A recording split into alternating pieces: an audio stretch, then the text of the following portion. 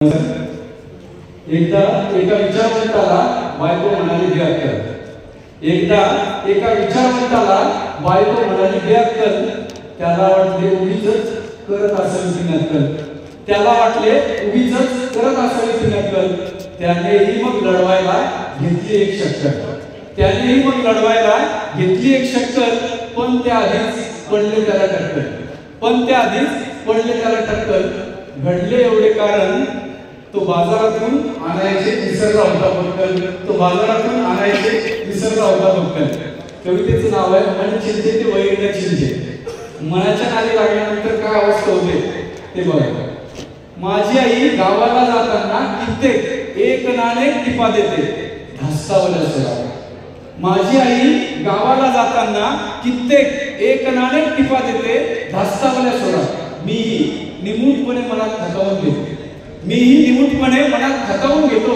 काय करावं, आईची मायाच आहे ना। आई सांगत असते गॅस काळजीपूर्वक हाताळा आणि हे पहा रेग्युलेटर बंद करायचे विसरू नका। आणि हे पहा रेग्युलेटर बंद करायचे विसरू नका। आई प्राणकंठाशी आम्ही सांगते।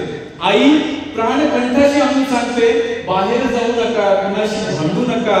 पण मी म्हणतो काय हे आई उगीचच ना अनाठाई चिंता। काय हे आई उगीचच ना अनाठाई चिंता।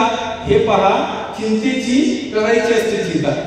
बिचारी एकदाची जाते रिक्षात बसते परंतु हृदयातून गातेच पोरांनो जपून असा बरं का। पोरांनो जपून असा बरं का। आम्ही जपून असतोच त्यातून निश्चिंत आणि सुखरूपही।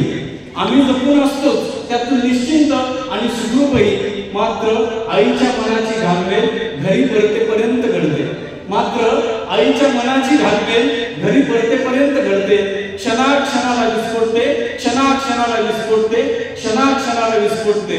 परतल्यावर आई आम्हाला हृदयाशी कवटाळते। परतल्यावर आई आम्हाला हृदयाशी कवटाळते आणि हळूवार पुटपुटते।